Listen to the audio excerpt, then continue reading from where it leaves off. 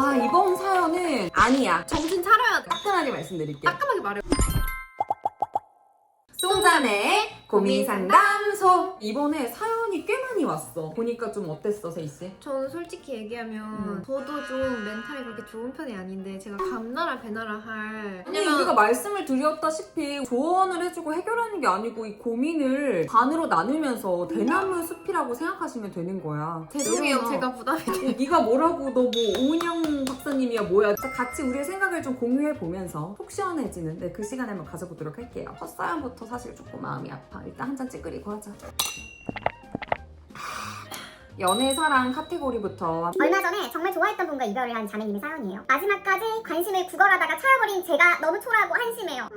너무 제 이상형이고 완벽했다고 생각했던 사람이라 이별하고 너무 힘들어요. 어떻게 잊어야 될지 도무지 모르겠어요. 이기적인 거 알지만 전 남자친구가 행복하지 않았으면 좋겠고 잘 못 지냈으면 좋겠어요. 저 때문에. 어떻게 이 생각들을 지워야 할까요? 일단 잊을 생각을 안 하셨으면 좋겠어요. 사랑이 끝나잖아요? 애도의 기간이 분명히 이제 필요하고 저는 그게 또 건강한 연애의 마무리 단계라고 생각을 합니다. 울고 싶잖아요? 울어! 처음에는 하루 종일 울어. 그러다가 3일에 한 번씩 울어. 그러다가 일주일에 한 번, 2주에 한 번, 한 달에 몇 번 퇴근할 때 생각난다. 감정들이 다 지나가고 나면 또 새로운 사람이 만날 거고 조금 더 성숙한 연애를 할 수 있는 계기가 되는 건 확실한 것 같아요. 좀 이런 생각을 하실 것 같아. 다음에 만는데 후회했으면 좋겠다라는 생각이 들잖아요. 최고의 복수는 뭔지 알아요? 잘 지내는 거예요. 내가 괜찮은 사람이 된 걸 보여주는 거잖아요. 저는 그 마음 체력이라는 단어를 되게 좋아해요. 마음 근육, 마음 체력을. 그래서 내 자존감을 높이기 위해서 나만의 루틴을 만드는 거예요. 그래서 운동을 꼭 한다거나 책을 읽으면서 구절을 메모한다거나 그래서 루틴을 만드셔서 내 마음이 튼튼해진 사람이 될 수 있기를 응원할게요. 짠해요, 자매님. 시간이 약이다. 이제 갓 30살 초반이 되신 10년째 장기 연애 주신 자매님에 대한 사연인데요. 다들 슬슬 결혼한 친구들도 있고 준비하고 있는 친구도 있는데 막상 장기 연애를 하고 있는 저는 결혼하기가 겁나요. 캥거루족으로 오랜 기간 살아서 그런지 저의 삶이 너무 안정적이어서 그런지 현 남자친구와 결혼을 하게 된다면 사는 지역, 살아온 환경이 너무 달라서 180도로 바뀐 생활과 제가 누리던 것, 쌓은 커리어를 포기해야 되는 두려운 것도 한몫을 하는 것 같아요. 저는 결혼인 선택이라면 안 해도 된다고 생각은 하지만 괜히 오래된 인연에게 미래의 저에게 미안한 감정이 동시에 듭니다. 결혼 추천하시나요? 결론부터 말씀을 드리자면 결혼은 요즘은 정말 선택인 것 같아요. 근데 제 개인적으로 저의 이제 경험으로는 저는 결혼해서 좋아요. 물론 희생과 내가 포기해야 될 것들이 많긴 많습니다. 근데 서로의 단점을 보완해주고 이제 시너지를 내는 게 저는 결혼이라고 생각을 하는데 나를 버려야 되고 내 커리어를 아예 다 포기를 한다고 하면 선뜻 하라고 하지 못할 것 같아. 그리고 선뜻 내가 못할 것 같아. 근데 나는 그 남자분한테 먼저 이 얘기를 가장 먼저 드려야 될 것 같아. 저는 지금 남자친구가 일을 하게 된다면은 지방에서 일을 하게 될 것 같거든요. 근데 결혼이 하고 싶어서 저는 주말 부부를 하기로 했어요. 그런 해결책도 생각을 해보면 좋을 것 다 같아요. 조율하는 방법이 있을 것이다. 이번 사연은 생각할 게 많네. 언니, 사소한 거짓말을 너무 많이 하고 전 여친과 동거 경험이 있는 남자친구 계속 만나도 괜찮을까요? 동거 경험이 있었던 남자친구 어때? 난 괜찮아. 근데 사소한 거짓말을 너무 하고 있다는 얘기를 했는데 그러면 지금 신뢰 관계가 어느 정도는 좀 어긋나 있는 상태라고 보거든요? 그러면 사실 오래 갈 수 없다고 생각해. 동거 경험이 있는 거는 솔직히 이제 기분이 안 좋죠. 근데 긴긴 인생으로 이제 봤을 때 날 만나기 전이니까 뭐 어떡해, 이건 괜찮아. 근데 이거보다 사실은 저는 더 걱정인 게 거짓말을 너무 많이 거짓말. 한다라고 하는 거잖아. 저는 연인 사이의 거짓말을 전 용서 못하는 부분이기 때문에 우리 자매님이 계속 기회를 줄 필요가 없을 것 같아요. 이것도 나 지금 너무 스트레스 받아가지고 내일을 다 떼버렸어. 4년 연애 후 이별하신 자매님의 사연이에요. 걔는 키가 180대 후반이었고 외모도 준수했고 성격도 진짜 섬세하고 잘 챙겨줬어요. 하지만 싸우면 매번 저한테 상처 주는 말을 해서 저도 상처받고 울고 했습니다. 말로 미안하다, 고치겠다 했지만 잘 안 고쳐지더라고요. 또한 간섭도 심한 편이라 저희 주변 친구들과 손절을 요구했고 옷도 마음대로 못 입고 허락받고 입었어요. 잘 헤어진 건가 싶다가도 싸울 때나 저럴 때 빼면 괜찮은 애여서 아쉽기도 해요. 너무 마음에 안 든다. 치명적인 단점이 있는데 그것 빼곤 다 괜찮아. 자매님, 아니야. 정신 차려야 돼. 네가 뭔데 내 주변 그러니까 사람들과 손절을 손절하라고 요구해. 있는 걸 뭐라 말아 해. 너무 컨트롤 진짜 물론 좋은 것도 나 것도 어째요? 있지만 이런 사람이랑 잘 헤어졌어요. 나도 안 될 것 같아. 자매님을 있는 그대로 사랑해줄 수 있는 그래. 사람을 만나고 존중을 해줘야지. 상처 주는 말을 안 하는 사람을 만나세요. 자매님은 사랑받을 수 있어. You deserve it. 이번에는 멘탈 우울증에도 관련한 그런 카테고리의 질문들이 많이 들어왔어요. 3년차 우울증을 앓고 있는 자매님이 계시는데 증상이 극심한 피곤함, 밤엔 잠이 안 와서 불면증, 구토 증상도 불시적으로 아이고. 일어나고 있습니다. 병원을 다니면서 다행히 구토 쪽은 정말 좋아졌고 체력도 거의 좀 좋아지는 것 같아요. 근데 너무 더워지는 요즘 같은 날은 거의 12시간 정도의 아가들이 자는 만큼의 양을 자야 삶이 유지된대요. 그리고 생각보다 치료 기간이 길어지는 것 같아서 속상해요. 세희 씨가 공황을 좀 몇 년을 그때 알았었죠? 저도 2년 동안 사회생활을 아예 단절시키고 아무것도 안 하고 약 먹고 상담 치료하면서 일을 조금씩 해가지고 저랑 조금 비슷한 정도의 우울증을 앓고 있는 것 같은데 근데 사실 내가 100% 극복했다고 좀 말할 수가 없어가지고 조금 답변을 드리기가 뭔가 기분이 묘하거든요. 근데 공황이나 우울은 100% 고쳐지는 게 없대요. 그 공황이 오는 그 시간이 현저히 줄어드는 것 뿐이지 아예 고쳐지지는 않는다고 하더라고요. 그럼 나는 궁금한 게 그때 네가 엄청 그 힘든 시간에서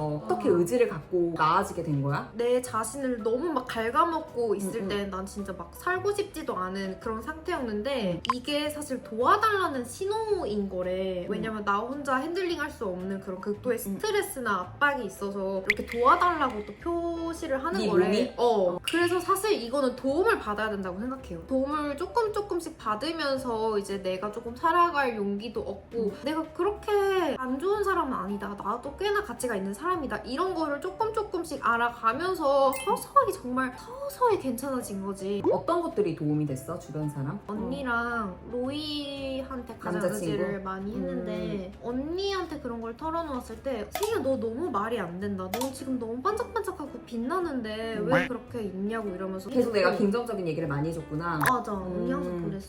약간 언니가 이렇게 한 번씩 꼬셨잖아. 뭐 어디 이렇게 가자 이러면서 한 번씩 이렇게 분위기 그래서 막 전환돼. 약간 사진 찍어서 어머 너무 예쁘다 제니 같아 막 이러면서. 그리고 또 세희 씨가 이겨내려고 했던 뭐 행동들이 있을까요? 무조건 수면 패턴을 일정하게 해야 되고 지금 자매님이 12시간 이상을 자야 유지가 된다 그랬는데 저도 그래요. 사람마다 잠을 이만큼 자도 버틸 수 있는 사람이 있고 이만큼 자야지 버틸 수 있는 사람이 있는데 우리 둘 다 이만큼 자야지 버틸 수 있는 사람인가 봐요. 그래서 뭐 이제 운동도 조금씩 하고 산책도 하고 이러다 보면은 조금씩 괜찮아질 거예요. 남들이 정말 열심히 사는데 나는 이렇게 잠도 많이 자야 되고 늦춰지는 것 같아서. 근데 이 긴 인생에서 사실 그래. 뭐 3년, 5년이 크지 않아요. 그리고 남의 그 속도를 맞추기보다 나는 우리만의 그 속도와 패턴이 중요하다고 생각을 하거든요. 저는 사실 이제 뭐 우울증이나 이런 건 없었지만 저는 이제 라이브 커머스 진행자로 활동을 했을 때 하루에 아침, 저녁 매일매일 방송하는 게 저한테는 너무 힘든데 다른 친구들은 이게 막 방송 더 하고 싶어요 이래서 나는 그때 되게 좀 우울했었어. 왜 이렇게 나는 남들만큼 에너지가 없고 빨리 지치고 할까. 근데 이거를 받아들였어요. 나는 다른 사람보다 에너지가 좀 낮은 편이구나. 이거를 따라하려다가 내가 지치지 말고 그냥 내 속도대로 가야겠다. 이거를 인정하니까 좀 편해지더라고요. 그거 제일 이해 안 돼. 막 네. 나폴레옹 수면법. 난 이거 완전 강해. 말도 안 된다고 생각. 그렇게 맞는 사람도 있겠지만 우리 같은 사람들은 잠이 얼마나 중요한데. 그래서 자매님들 모두 내가 이제 열심히 살아야 된다라는 그 생각을 버리세요. 나만의 패턴을 찾아가고 내가 할 수 있는 거에서 그냥 최선을 다하는 거지 무리하지 마셔요. 지금 이대로도 충분하다. 이것도 좀 나랑 비슷하다. 남들 시선 신경 쓰느라 걱정이 너무 많아서 고민인 자매님의 사연인데요. 남들이 조금이라도 날 안 좋게 볼까봐 그런 일이 생길 것 같으면 전전긍긍하느라 밤에 잠도 못 자요. 저도 쿨하게 넘기고 어쩌라고 이렇게 하고 싶은데 어떻게 할 수 있을까요? 너도 남들 시선을 너무 신경 써? 나 완전 신경을 쓰느라 나를 못 챙겨가지고 나 굉장히 지금 생각했을 때 너는 남들 시선을 너무 신경 안 쓰는 것 지금은 같은데? 많이 건강해지고 나를 너무 잘 돌보지. 아예 신경 안 쓰는 것 같아.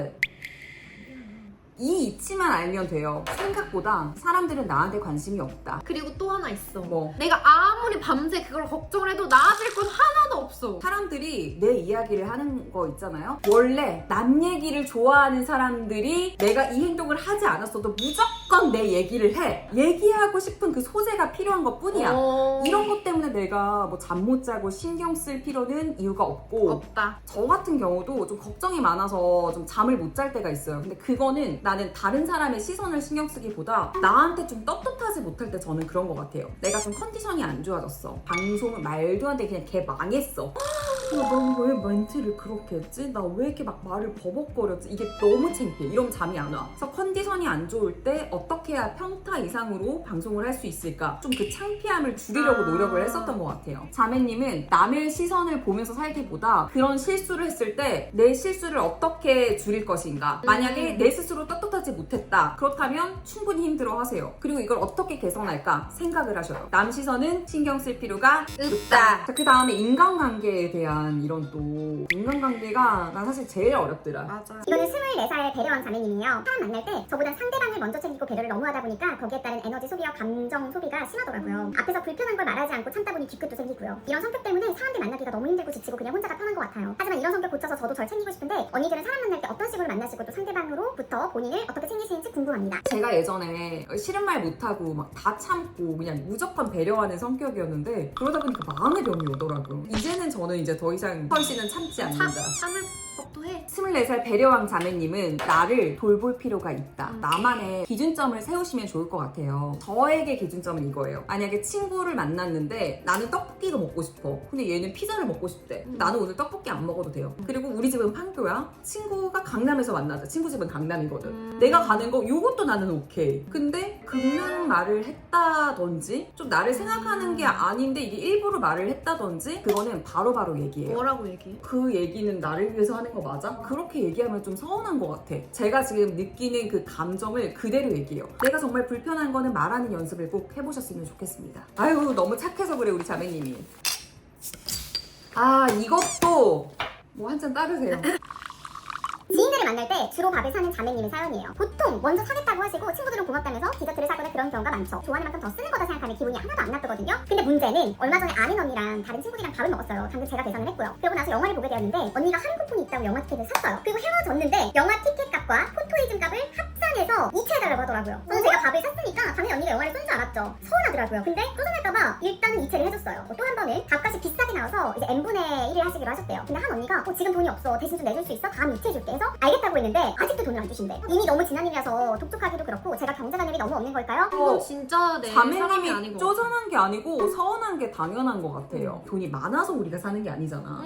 좋아하는 걸 내가 이제 표현하고 싶어서이잖아. 그래서 계속 볼 사이라면 이런 좀 서운함을 얘기할 것 같아요. 자주 보는 사이가 아니라면 굳이 이런 사람을 만나지 않을 것 같다라는 생각이 듭니다. 그럼 너는 이 언니한테 어떻게 할 것 같아? 내 마음속에서 그냥 쓱싹 지울 것 같아. 근데 진짜 잊어버렸을 수도 있잖아. 그거는 보겠지. 근데 이게 막 계속 반복되고 내가 쎄하다고 느끼면은 굳이 나도 그런 사람이 있었어. 내가 그때 친구보다 살짝 그 경제력이 조금 더 괜찮았거든? 그래서 내가 항상 밥 사고 디저트 사고 이런 게 그냥 당연했었어. 근데 어느 순간 그 친구가 고맙다라는 얘기도 안 하고 당연하게 그냥 계산할 때 멀뚱멀뚱 그냥 서 있는 거야. 총으로 이제 n분의 1 다 같이 했을 때 그 친구만 맨날 돈을 안 주는데 내가 이 말을 못 하겠는 거야. 그래서 그 사람이랑은 저는 이제 점점 이제 좀 멀어지게 됐어요. 조금도 내 마음을 좀 주고 싶지 않더라고요.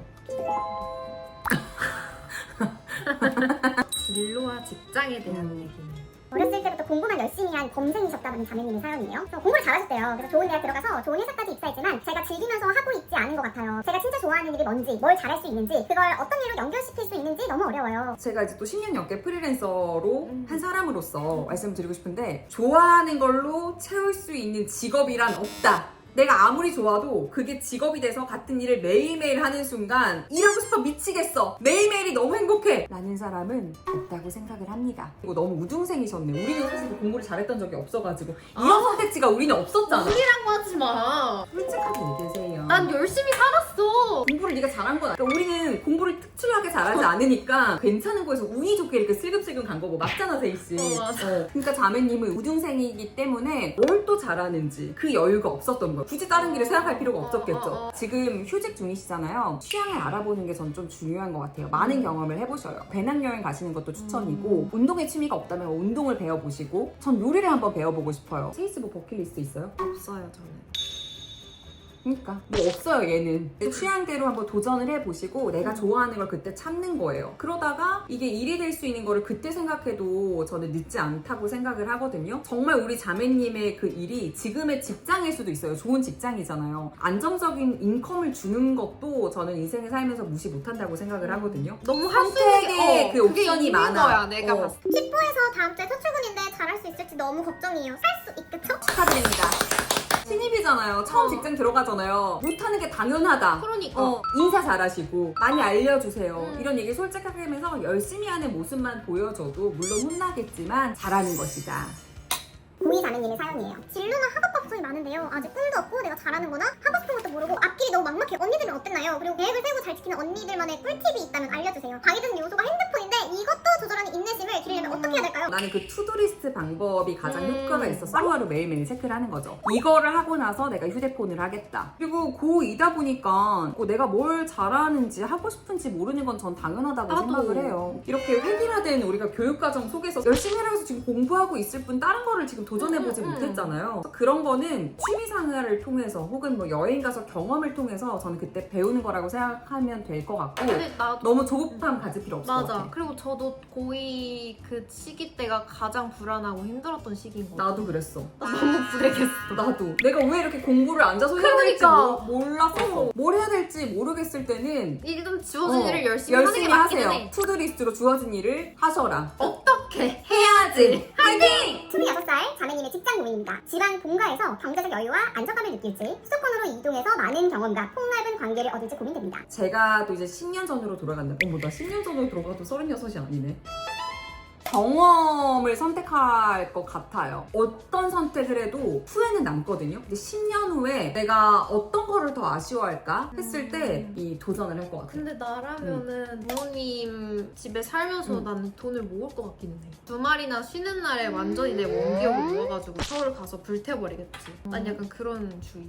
이거는 그냥 다 성향이 달라요. 저희 그냥 의견은 참고만 하시고 10년 후에 내가 뭐가 더 아쉬움이 남을 것 같은가 그거를 고민하셨으면 좋겠어요.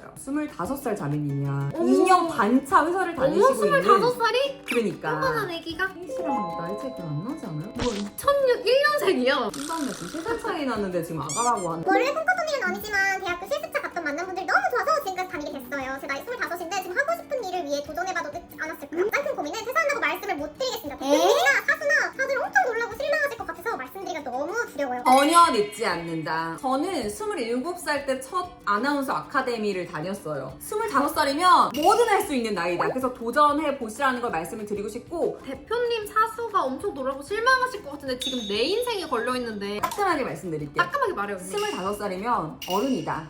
내가 원하는 거를 위해서 이런 불편한 얘기는 우리가 할 줄 알아야 돼, 자매님. 말하셔. 그리고 진짜 이제 가족 같고 나를 생각하시는 대표님, 사수님이라면 아니 네가 어떻게 우리 배신을 할 사람 없다. 그래. 서운해 하시겠지만 응원해 주실 그치? 거예요. 그게 내 말 맞지. 믿어, 자매님. 진짜로.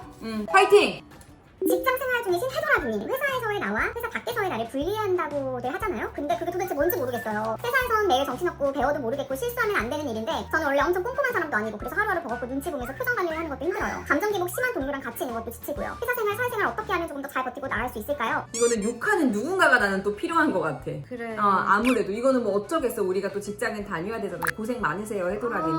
감정이 좀 기복이 심한 동료랑 같이 있는 거는 힘드시겠다. 지친 일이야. 저는 있잖아요. 안 맞는 사람들한테는 되게 깍듯이에요. 선을 오히려 지켜요. 그래서 맞아, 딱 맞아. 일만 해야지 이런 생각을 하고 이 사람이 무슨 말을 해도 그때 그냥 한기로 흐른다. 그 발송법 한번 알려드려. 그래서 저는 어떻게 하냐면 약간 빙글의 쌍년이라고 하잖아요. 따다다다 얘기하면 네! 알겠습니다! 약간 이런 식으로 그냥 되게 다 씩씩하는데 이걸로 또 뭐라고 할 사람 없거든? 이 사람은 회사에서나 상사이지 밖에서 나가면 뭐 아줌마고 아저씨인데 내 알바야? 이런 게 좀 필요한 것 같아요. 아 처음이니까 당연히 못하는 거지 하면서 물론 내가 노력도 해야겠죠. 근데 그냥 그런 식으로 나를 보호하는 시간이 좀 필요한 것 같아요. 너무 약간 빡친 일 있었다. 항상 회사 생활은 빡친 일 투성이거든. 맞잖아. 친구한테 전화를 해. 같이 욕을 해. 야, 나 오늘 어떤 일 있었는지 아냐? 없다면 챗GPT한테 자, 한잔해.